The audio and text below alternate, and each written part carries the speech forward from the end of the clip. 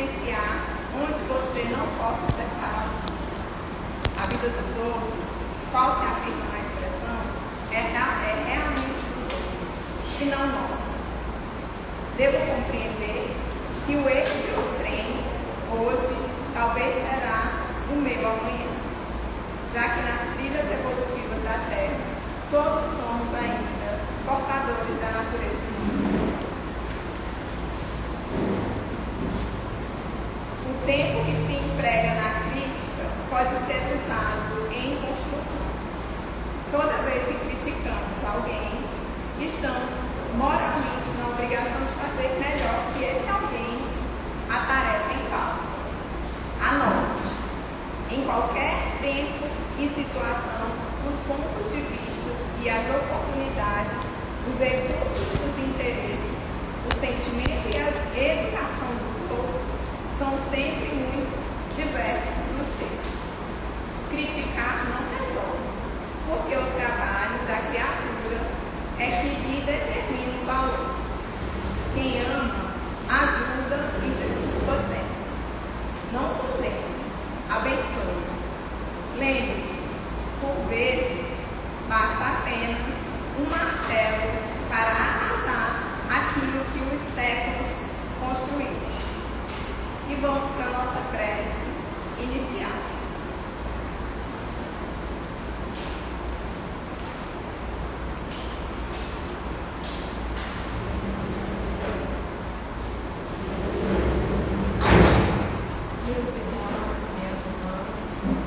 Vamos elevar os nossos pensamentos ao mais alto, buscarmos uma conexão com o Cristo amado. Vamos imaginar Ele próximo da gente, naquele ambiente que Ele estabelecia com seus discípulos. Vamos nos imaginar fazendo parte da vivência com Cristo quando Ele esteve aqui na terra, para que, sentindo assim nos amparados e protegidos, possamos iniciar o nosso trabalho dessa noite. Inicialmente rogando que o Mestre Jesus estenda as suas bênçãos de paz, de amor e harmonia sobre todo o globo terrestre, possa abençoar todos os nossos irmãos que se encontram ainda cometendo pecados, cometendo erros, cometendo falhas, vivendo em verdadeiros equívocos. Jesus, põe a tua mão de amor sobre todos os nossos irmãos, sobre todos nós, sobretudo sobre aqueles que se encontram vivendo os momentos de guerras. Abençoa o nosso Brasil, os nossos governantes, ilumina e abençoa o nosso palestrante de hoje e abençoa os frequentadores dessa casa, especialmente nesta noite. Seja conosco, Mestre querido, hoje e sempre. Que assim seja.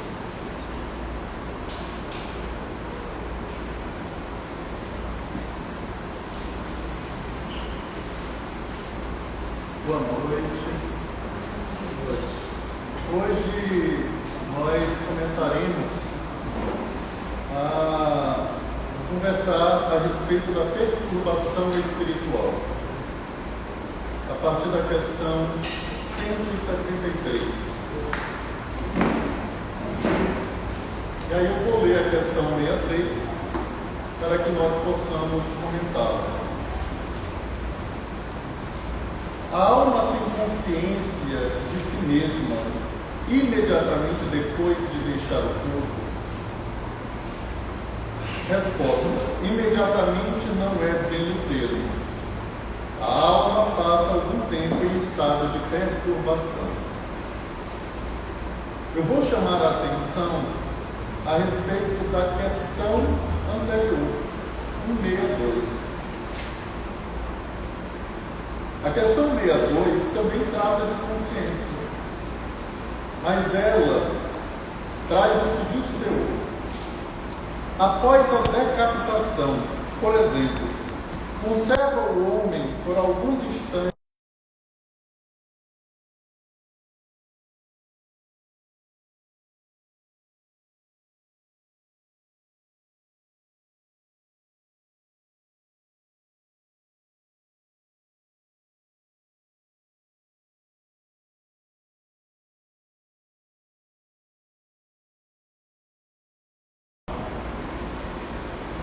Na primeira, eu quero saber se após a decapitação conserva o homem a consciência de si mesmo. O homem é um ser trino, formado por espírito, perispírito e corpo físico. A alma, por sua vez, é o espírito. Agora eu quero saber se o espírito tem consciência de si mesmo imediatamente depois de deixar o corpo. Deixando o corpo definitivamente, ele tem consciência que é espírito, ele tem consciência de si mesmo como alma e não como homem. A alma tem consciência de si mesma imediatamente depois de deixar o corpo. E a resposta dos espíritos é: imediatamente não é bem o termo. A alma passa algum tempo em estado de perturbação. E aí é interessante compreendermos essa perturbação. Tanto o mergulho no mundo dos encarnados, quanto a libertação da matéria e o mergulho no mundo dos espíritos gera perturbação. Gera perturbação. E obviamente a perturbação, ela pode tirar o nível de consciência do espírito. Ele pode acreditar estar em um determinado quadro, em uma determinada situação, está em outra. Ele não tem clara consciência do que está acontecendo. Ele não tem clara consciência do seu novo estado. Então, muitas vezes, o espírito, após a desencarnação, não tem consciência de que é a alma e das potencialidades que a alma tem. E aí vamos pensar aqui em alguns exemplos, desde a literatura de André Luiz até as experiências que nós temos na casa espírita. Quanto mais nós estamos ligados ao corpo físico, seja numa perspectiva dos laços fluídicos, seja numa perspectiva da afinidade que temos com o mundo material, mais há reflexo no mundo espiritual da nossa vida material. Na nossa vida material, por exemplo, nós temos estômago, porque o corpo tem um estômago, é um dos seus órgãos do aparelho digestivo. Entretanto, a alma, ela não tem um aparelho digestivo. Quando eu desencarno, a minha tendência é crer que eu tenho todas as estruturas do corpo físico. E, obviamente, tudo aquilo que toca ao corpo físico, mesmo eu não tendo corpo físico, me perturba. Assim como uma unha encravada perturba a pessoa que está encarnada, o desencarnado que não tem mais unha, ele pode se sentir perturbado. Um suicida, por exemplo, não tem mais corpo físico, mas a sua afinidade com o corpo. E a forma como a desencarnação se deu com o rompimento abrupto dos laços perispirituais lhe faz vivenciar a experiência junto ao corpo físico e muitas vezes testemunhar a decomposição desse corpo. Isso é perturbador. Então, quando ele tiver consciência da alma que é, o corpo não vai mais lhe perturbar. A vida material, por assim dizer, física, não vai mais lhe perturbar. Essa perturbação que ele atravessa ainda é uma vinculação mental ao estado de matéria na vida física. Então ele fica por algum tempo perturbado, até essa perturbação ser superada pela consciência de alma que ele é. Vamos imaginar, por exemplo, a existência infantil. A infância é uma fase existencial. Todos nós aqui já fomos crianças, mas nós não somos mais crianças, mas já fomos. Imaginemos a desencarnação com 2 anos de idade.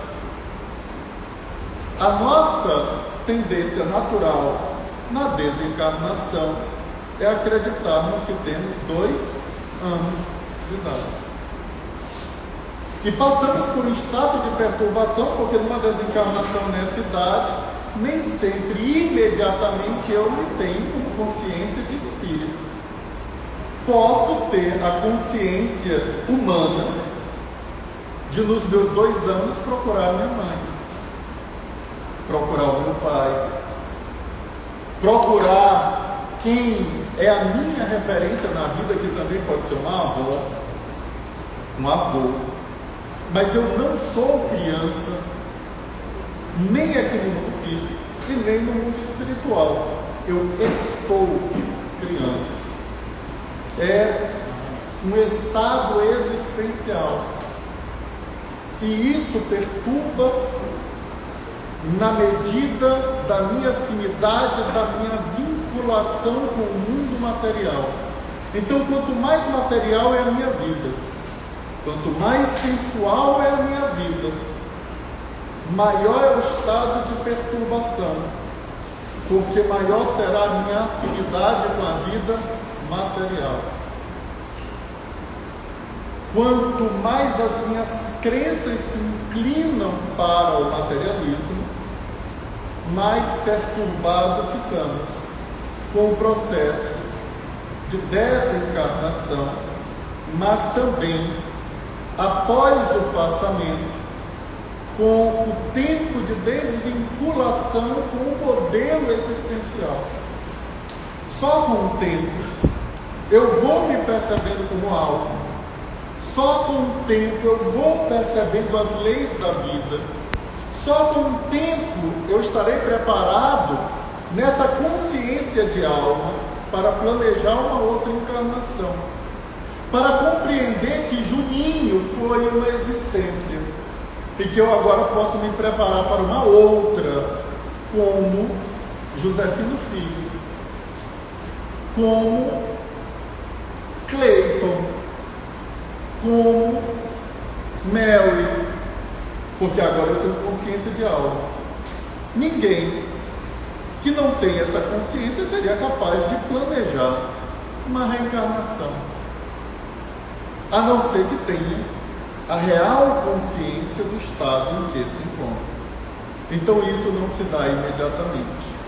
É possível que alguém, ao desencarnar em um leito de UTI, por algum tempo se veja moribundo, por algum tempo se veja adoecido, e tenha mesmo que permanecer no mundo espiritual, em algo que se assemelhe ao hospital. Até que pouco a pouco ele vai tomando consciência de alma, e tomando consciência de alma, perceberá que é imortal. Perceberá que a alma tem potencialidades que o corpo não tem. Que a alma, na verdade, ela manipula o perispírito, que é plástico. E nessa plasticidade do perispírito, ele vai ter a expressão de saúde ou de doença, a depender dos meus pensamentos. Ele pode volitar, como eu posso me arrastar pela terra, como se ainda humano fosse. Tudo dependerá dessa minha afinidade ao mundo material ou dessa minha afinidade à espiritualidade ou ao mundo espiritual. Então, quanto mais eu tenho consciência de algo, mais potencialidades se agigantam e se abrem no mundo espiritual para mim. E coisas que eu acredito, mesmo desencarnadas, serem impossíveis, elas se tornam possíveis porque eu me deparo com propriedades novas da matéria do perispírito, do fluido cósmico universal, que são diferentes das propriedades da matéria que nós conhecemos aqui na Terra. Não sei se vocês assistiram, talvez os mais velhos, os mais novos talvez não, uma película, um filme chamado Ghost, do outro lado da vida. Por algum tempo, o personagem do Patrick Swayze, ou Patrick Swayze, não sei bem o nome dele, mas com certeza ele teria muita coisa a nos falar do mundo espiritual, já que já desencarnou.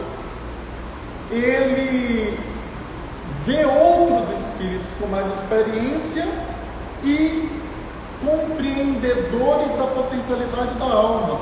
Ele não imaginava que era possível saltar para dentro de um trem, movimentar a matéria, naturalmente valendo-se de fluidos mais densos, de médiuns da proximidade.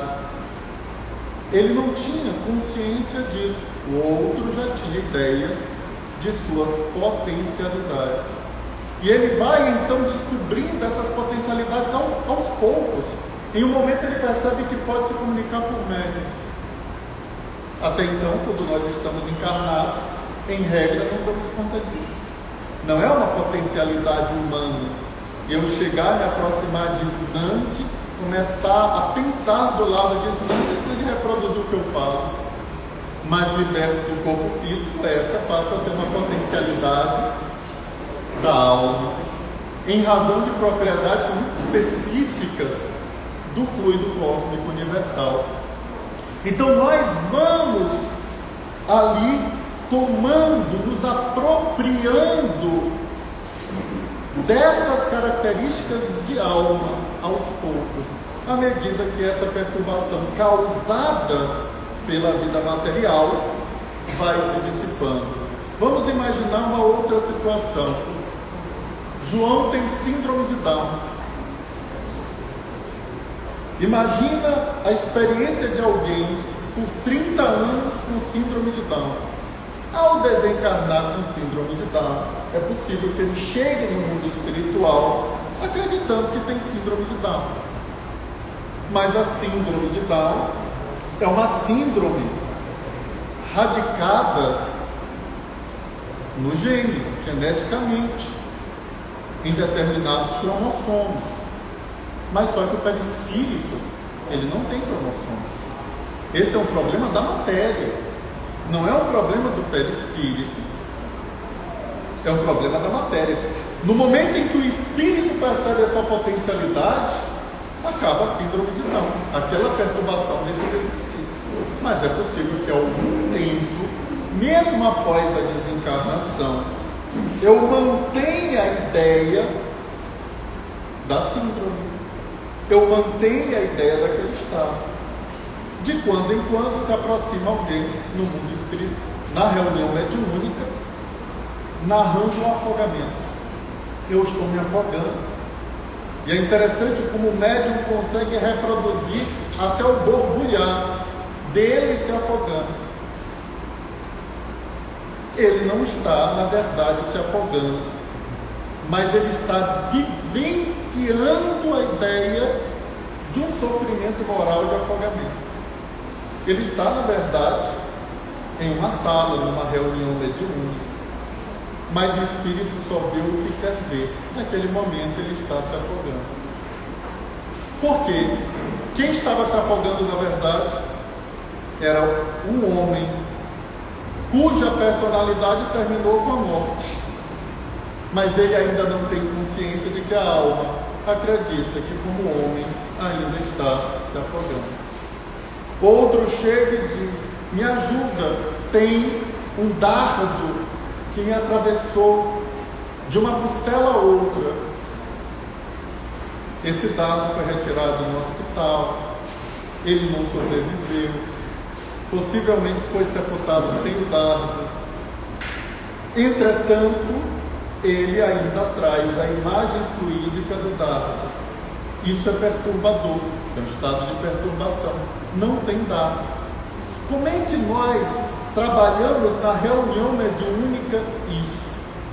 Através de sugestões que não sejam abruptas, porque nem sempre o indivíduo está pronto para informação abrupta.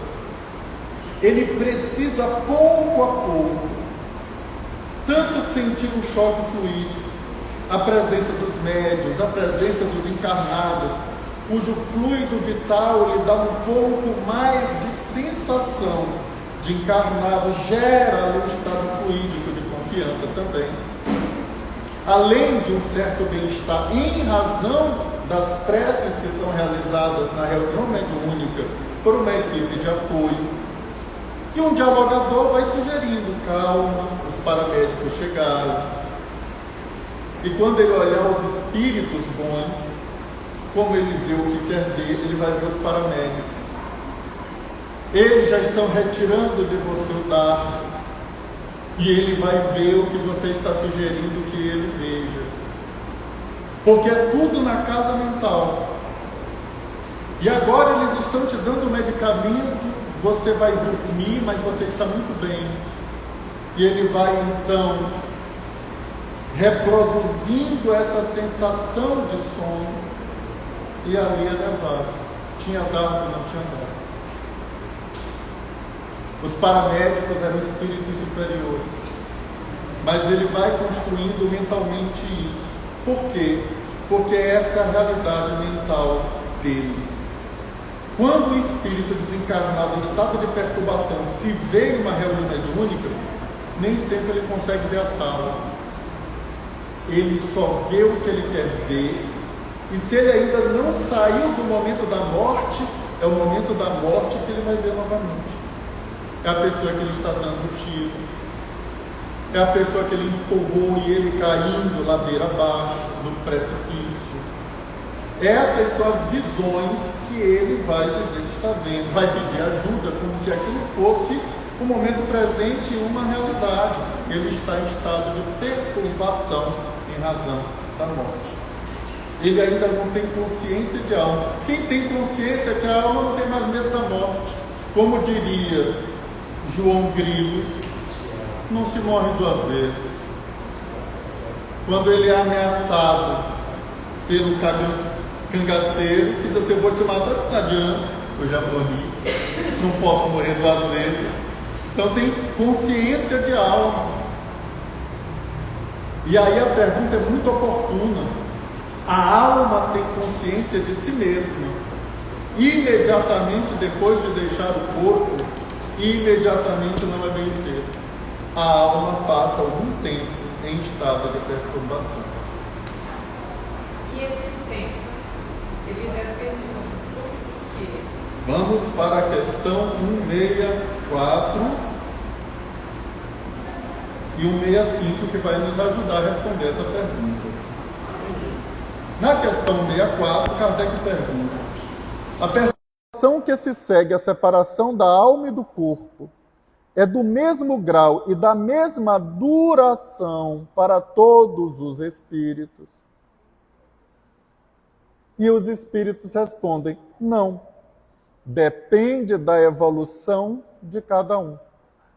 Aquele que já está purificado se reconhece quase imediatamente, pois que se libertou da matéria antes que cessasse a vida do corpo, enquanto o homem carnal, aquele cuja consciência ainda não está pura, guarda por muito tempo a impressão da matéria. Então vejamos que a palavra impressão nos ajuda a interpretar essa questão. Eu posso espiritualizar-me, me espiritualizar ainda encarnado. Aquele que já está purificado se reconhece quase imediatamente, pois que se libertou da matéria ainda em vida física. Nós poderíamos nos perguntar, a nossa jornada física é uma jornada que nos auxilia à libertação da matéria? Nós estamos nos libertando do paradigma materialista para adotarmos um paradigma espiritualista, para este que vai se espiritualizando, ou seja, se libertando da matéria paulatinamente. A desencarnação lhe permite quase que imediatamente a consciência de alma, a consciência de si mesmo como alma. Para aquele que a vida é material e sensual, cuja consciência não está pura, ele guarda por muito mais tempo a impressão da matéria, a impressão de todas as características da matéria.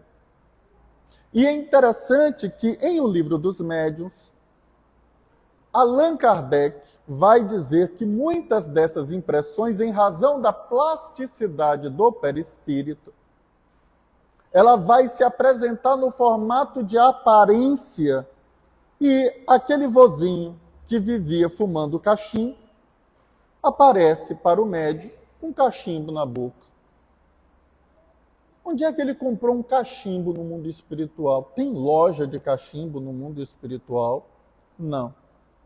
Ele traz da sua experiência física a aparência do cachimbo, que ele não tem, mas é uma aparência. E essa aparência nos dá uma ideia de realidade. Ele vai tirar o cachimbo, ele vai fumar.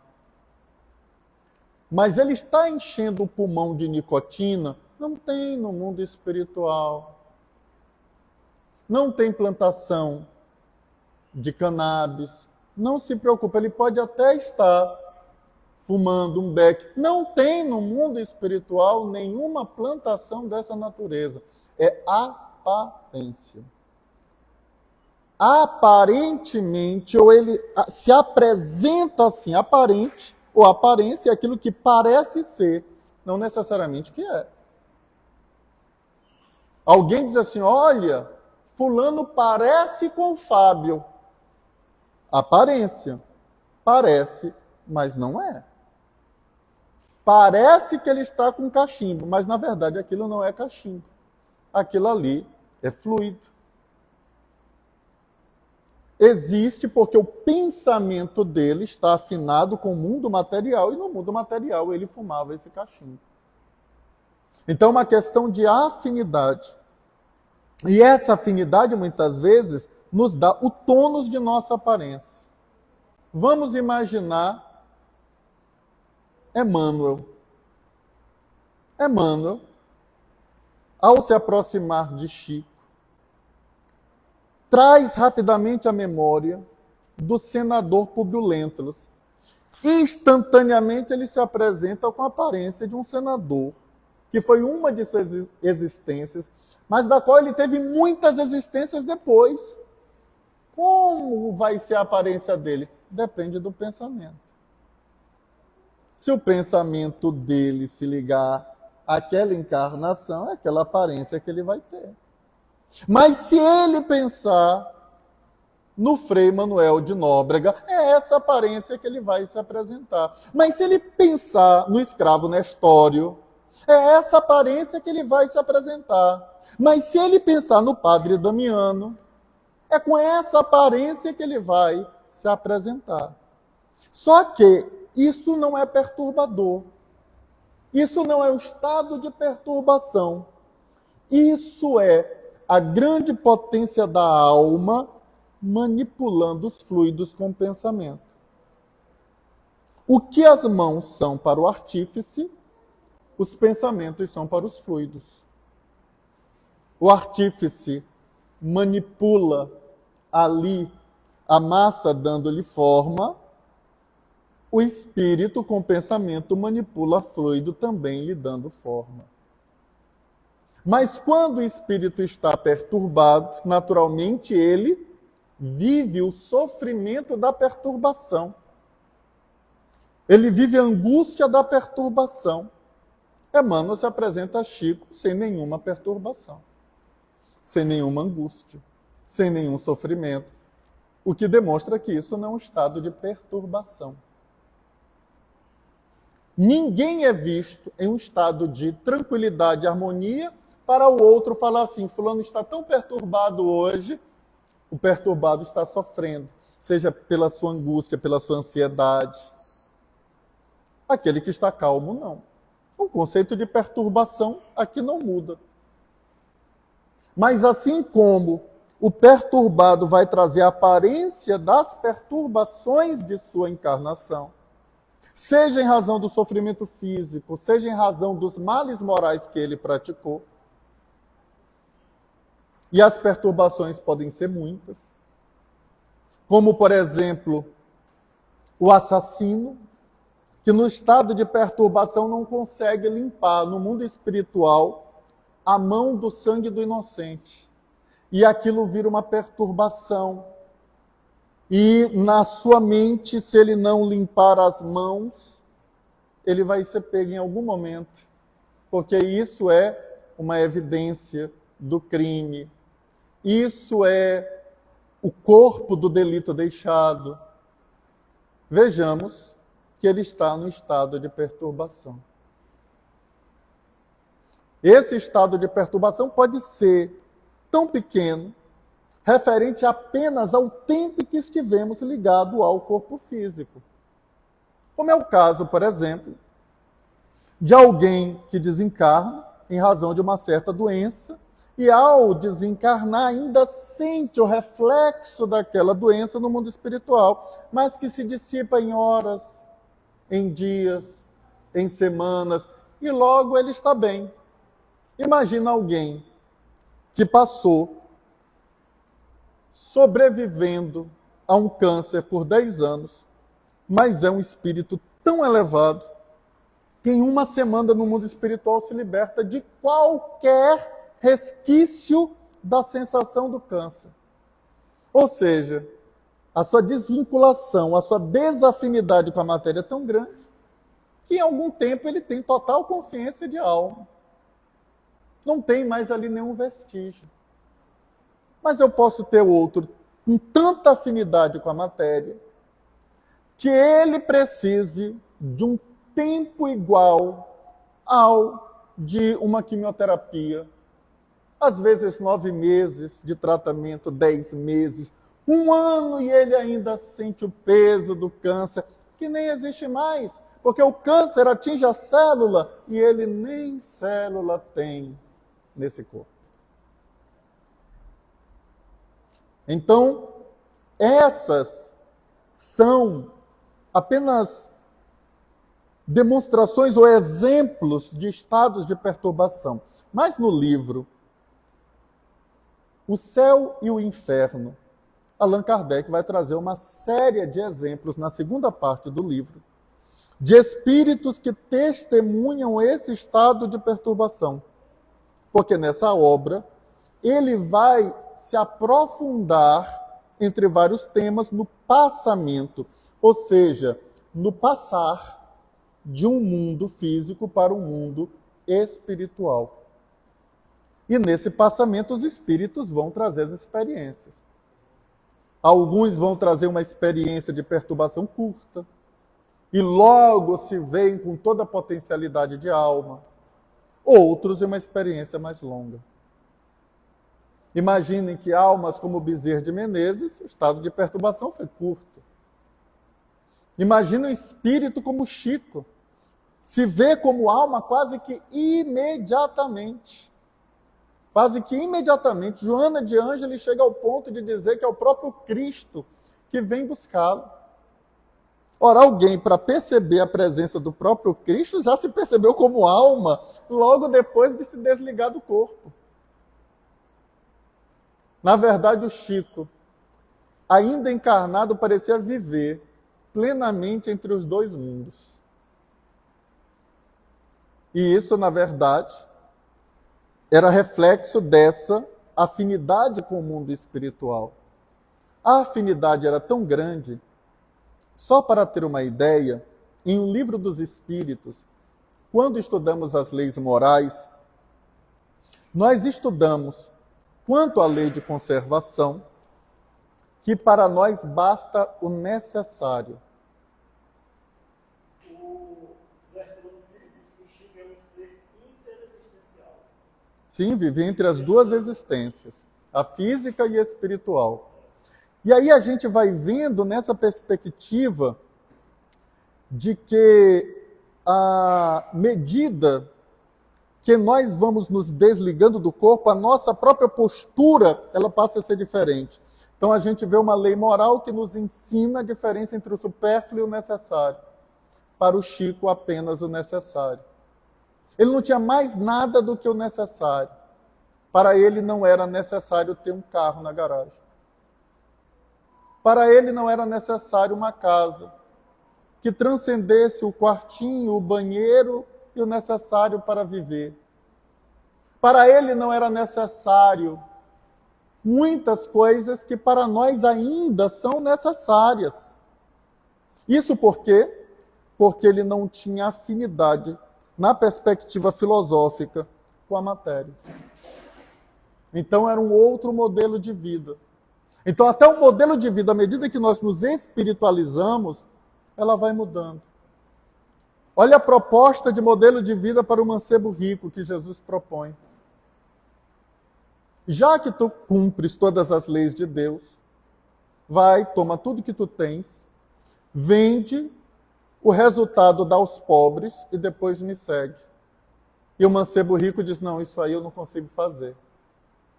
Por quê? Porque a afinidade com a matéria gera apego à matéria.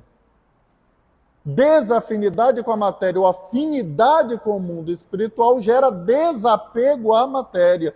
Ou seja, a própria forma de viver no mundo muda para esse espírito purificado que já no mundo físico está se libertando da matéria.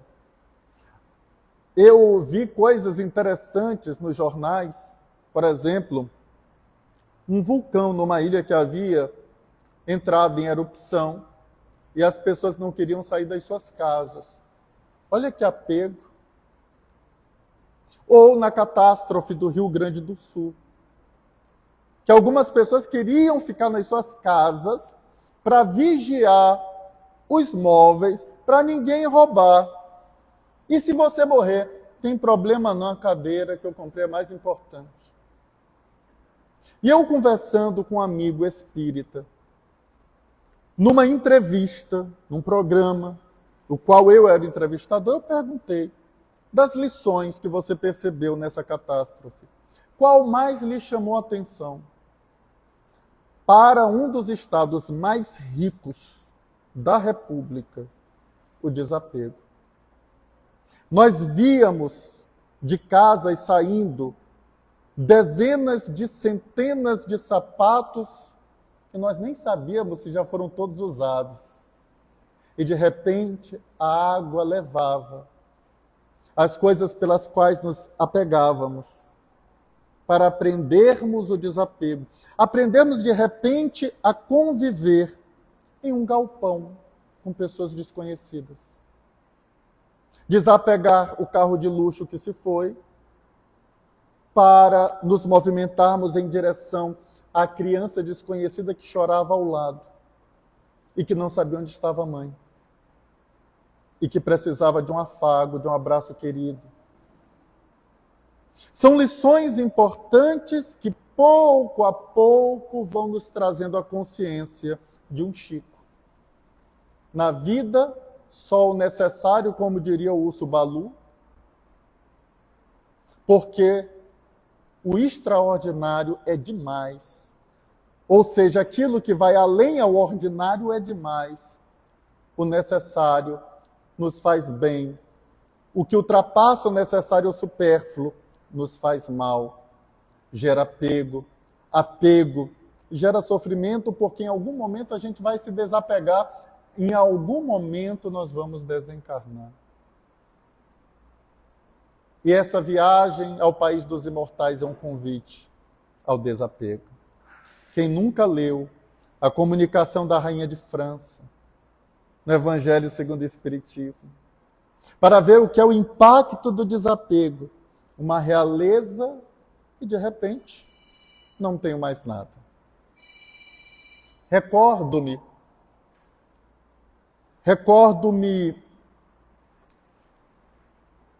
de uma experiência narrada e atribuída a Alexandre Magno, de Alcunha o Grande, filho de Filipe o Caolho, rei da Macedônia, que quando ele havia chegado à região da Judéia, ele se aproximou do Rio Jordão e ali pescou um peixe.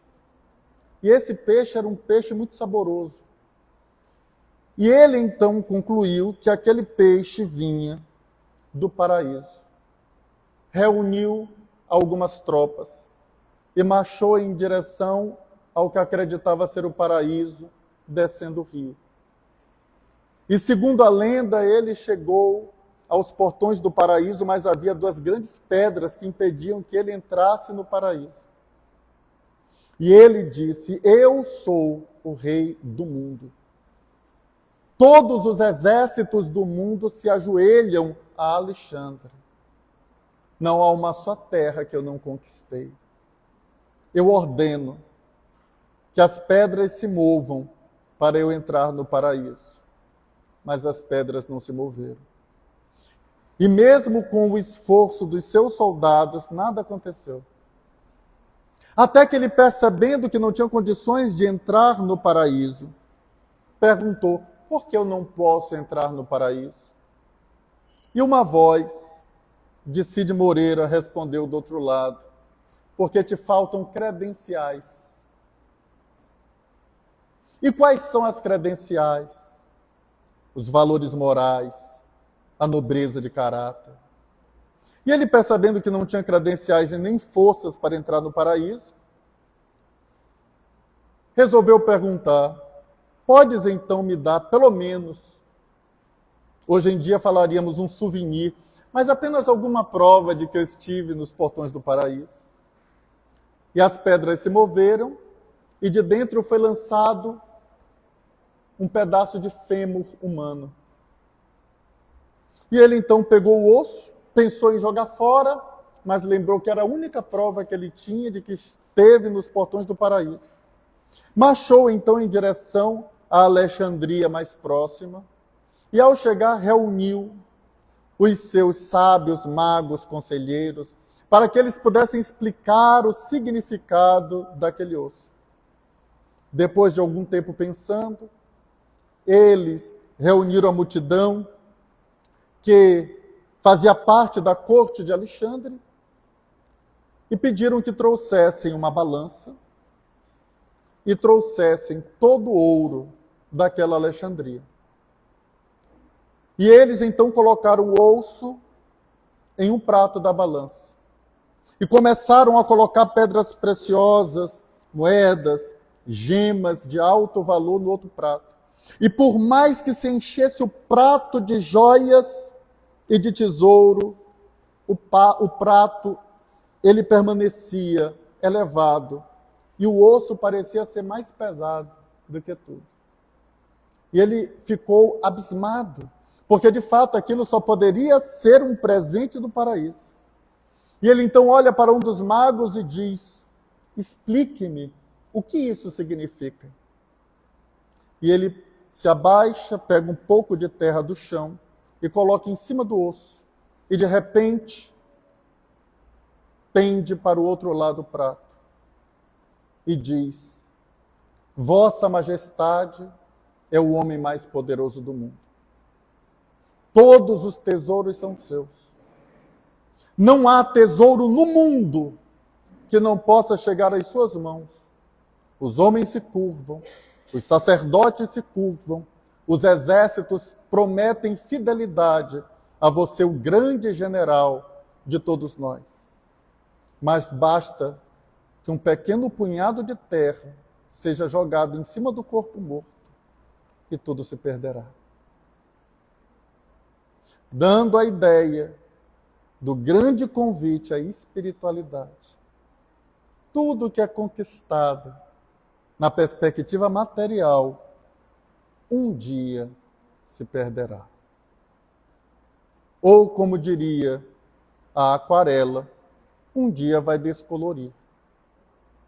E nós seguiremos com a consciência de alma, e não com a consciência do homem rico ou do homem pobre, do homem são ou do homem doente, do asiático ou do ameríndio, do europeu ou do africano. Nada disso valerá, porque tudo isso consiste em experiência existencial. Foi apenas uma existência.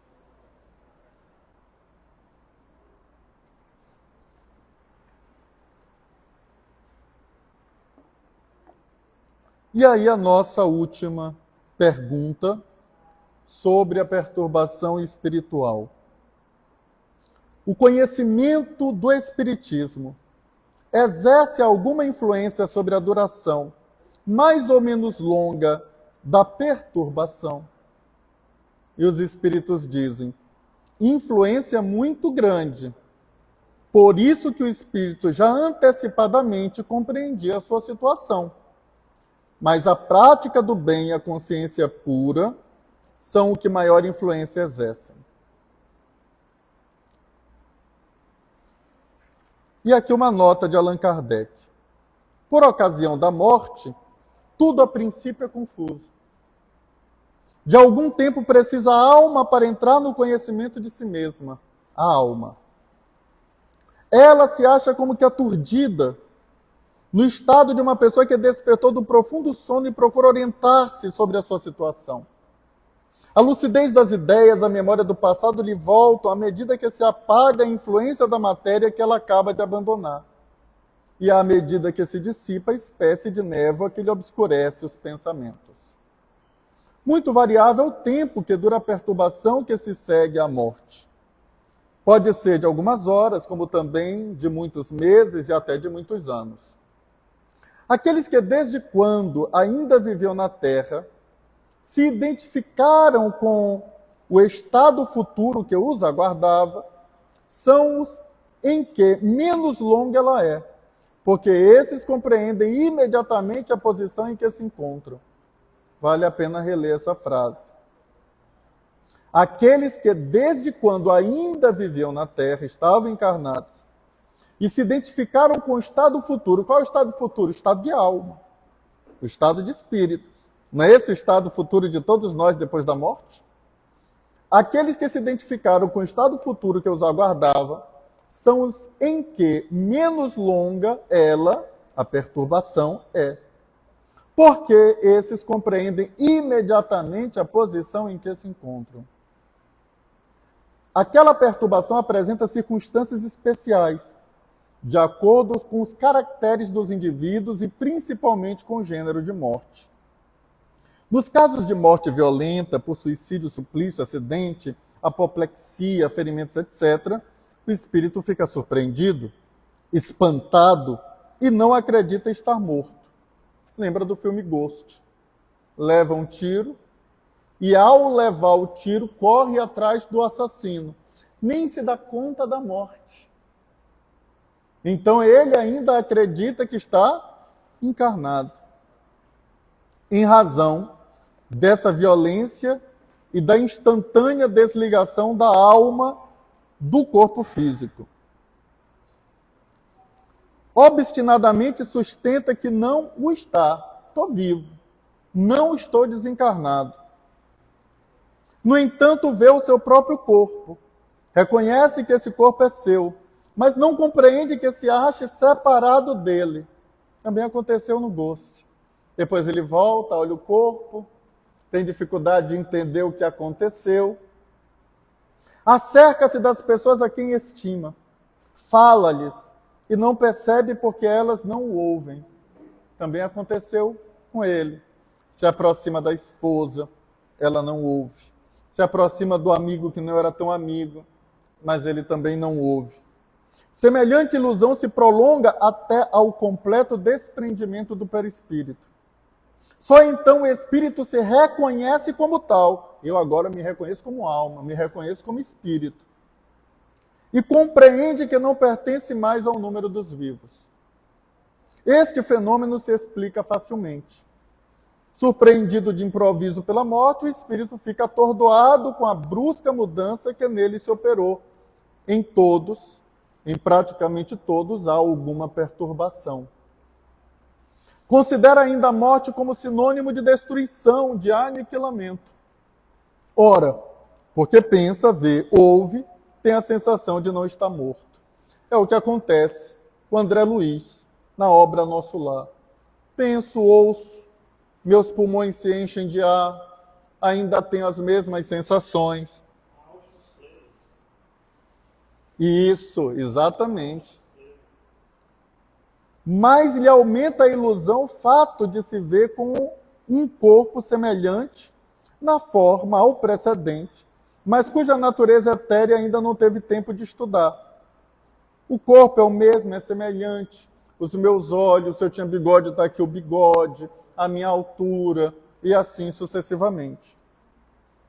Só com o tempo eu vou estudar essa natureza etérea e perceber, ver que com esse corpo eu consigo olhar coisas que eu não olhava antes, penetrar corpos opacos e assim sucessivamente.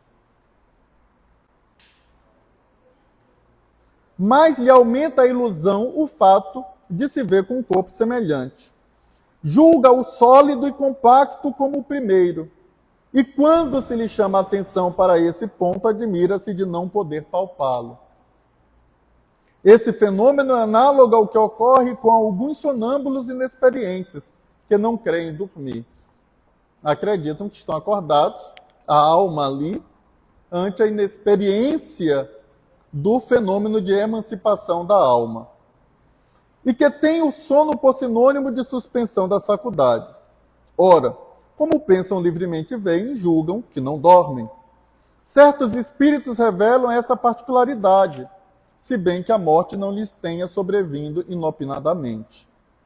Todavia, sempre mais generalizada se apresenta essa particularidade entre os que, mesmo doentes, não pensavam em morrer. Observa-se então o singular espetáculo de um espírito assistir ao seu próprio enterramento como se fora o de um estranho, falando desse ato como de coisa que ele não diz respeito, até o momento em que se compreende a verdade. A perturbação que se segue à morte nada tem de penosa para o homem de bem, que se conserva calmo, semelhante em tudo a quem acompanha as fases de um tranquilo despertar. Para aquele cuja consciência ainda não está pura, a perturbação é cheia de ansiedade e de angústias, que aumentam a proporção que ele da sua situação se compenetra.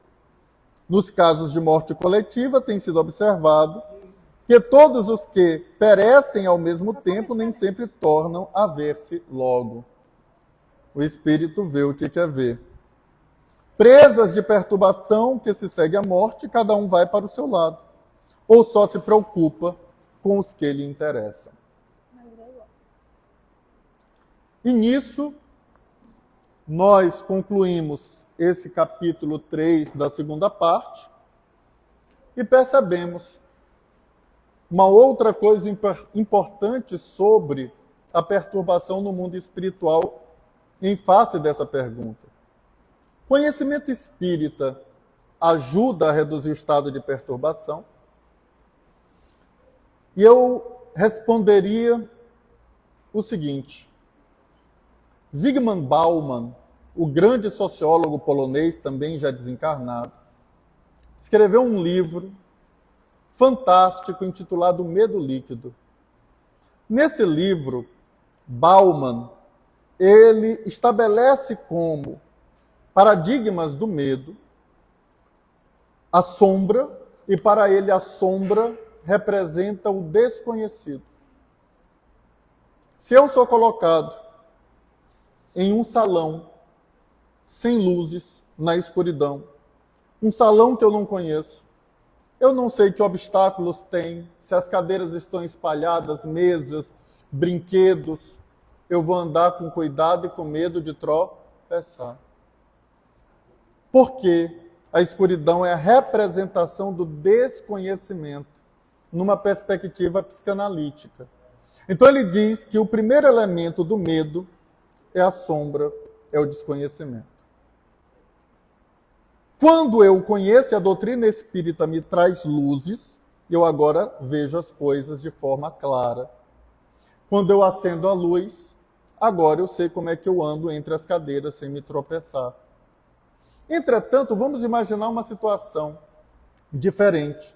Eu estou numa sala escura, portanto estou com medo porque não conheço ela, mas quando ligo a lâmpada, vejo um leão na outra ponta. O fato de acender a luz diminuiu o meu medo ou aumentou? Aumentou. Me parece, e Balmer está certo nisso, que o conhecimento sozinho é insuficiente para afastar a perturbação do momento. Eu conheço o leão, sei o que é que um leão é capaz de fazer, mas isso não diminuiu o meu medo. Não diminuiu o meu estado de perturbação ao ver um leão. Mas vamos imaginar uma outra situação. Eu sou um exímio domador de leões.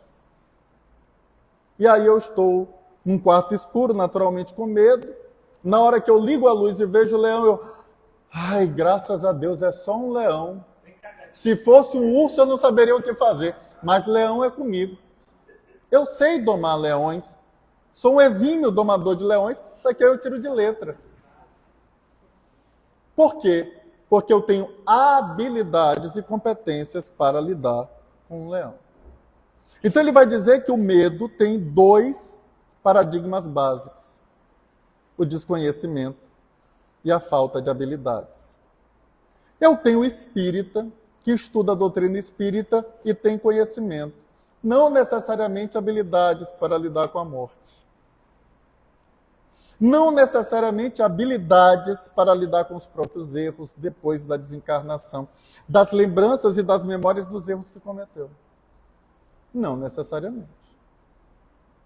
E aí a gente vai perceber que alguns saberes, e ter habilidade para lidar com o leão é um saber. O saber não é só olhar o leão, mas é a competência de lidar com o leão. Algumas dessas competências, ou algum desses saberes, eles são aprendidos e compreendidos pela vivência. São saberes eminentemente vivenciais. Isso quer dizer o quê? Que eu posso estudar doutrina espírita por 30, 40 anos, lidar com a desencarnação de um filho, de uma filha. Não é um saber cognitivo. Eu tenho habilidades para isso, eu tenho competências para isso. Não é um saber que você vai ler 3 textos e agora eu sei lidar com isso. Se eu não tiver experiência vivencial, e aí as encarnações auxiliam. Eu já tive muitas experiências do passado, do sepultamento de corpos de filhos, lido com mais facilidade. O que tem menos experiência vai ter mais dificuldade. Então o espírito evoluído é o espírito mais sábio, vai lidar melhor com a morte. O menos evoluído vai ter mais dificuldade, a perturbação vai ser maior. Ainda que ele seja espírita. Ainda que ele tenha estudado. Dúvidas, leiam Os Mensageiros. Um monte de espírita perturbado lá. Exemplos. Porque é uma obra que nos chama a atenção de estudarmos a doutrina espírita e não vivenciarmos. É um saber teórico, cognitivo, mas não é um saber vivencial. Eu estudo a paciência, na prática não piso no meu pé. Não mexa comigo, não. Eu estudo a Água da Paz de Chico Xavier. mas o que vem na minha cabeça eu falo para todo mundo. A coisa mais difícil é eu ficar calado. Eu deixar o outro seguir a vida dele. Não me pediu opinião, mas eu adoro dar opinião. A maioria das pessoas que procuraram Chico, Chico olhou, abraçou, beijou, não falou nadinha. Às vezes, a melhor opinião é o silêncio.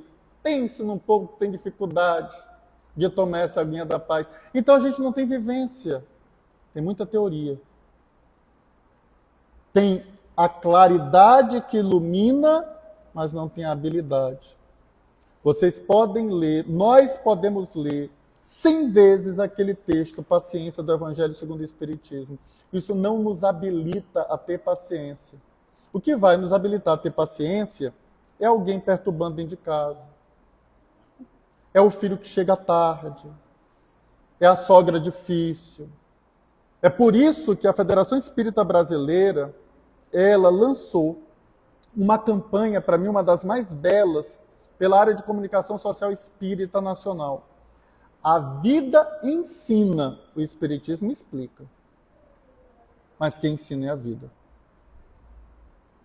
Eu posso dar o texto mais lindo sobre o amargo.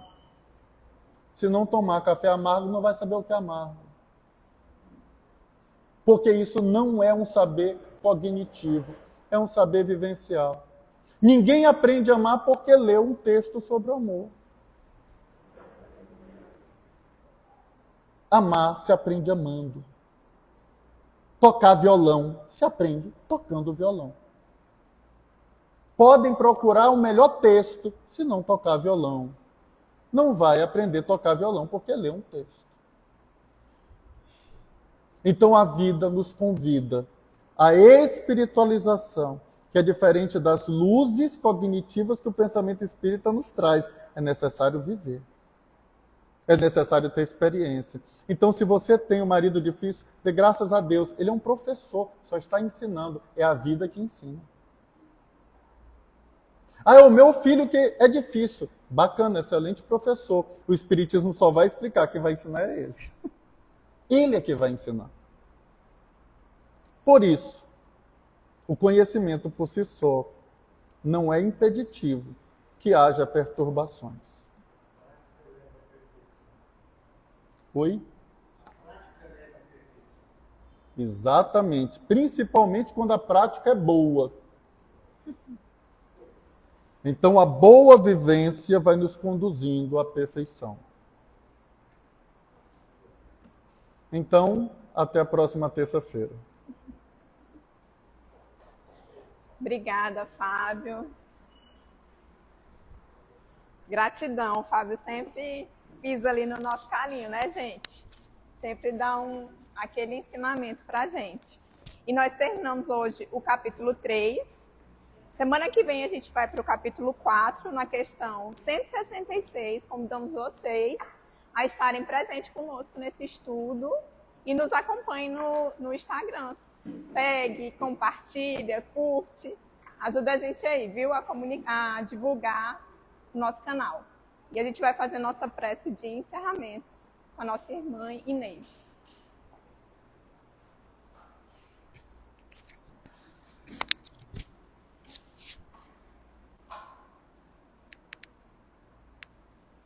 Queridos irmãos e irmãs,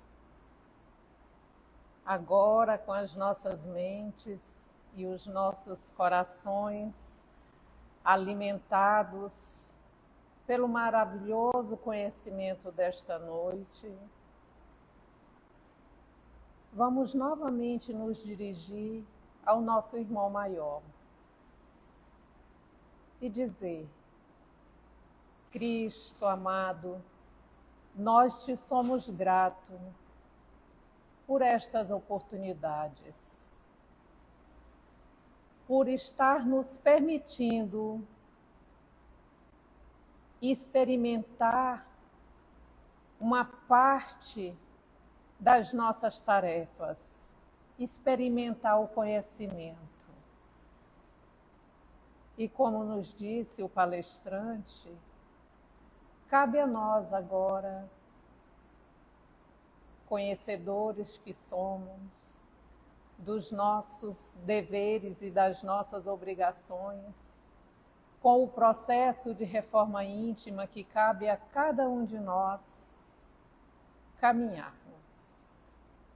O Espiritismo, essa doutrina maravilhosa, consoladora antes de tudo e esclarecedora, nos ilumina o caminho, mas somos nós que teremos que trilhar.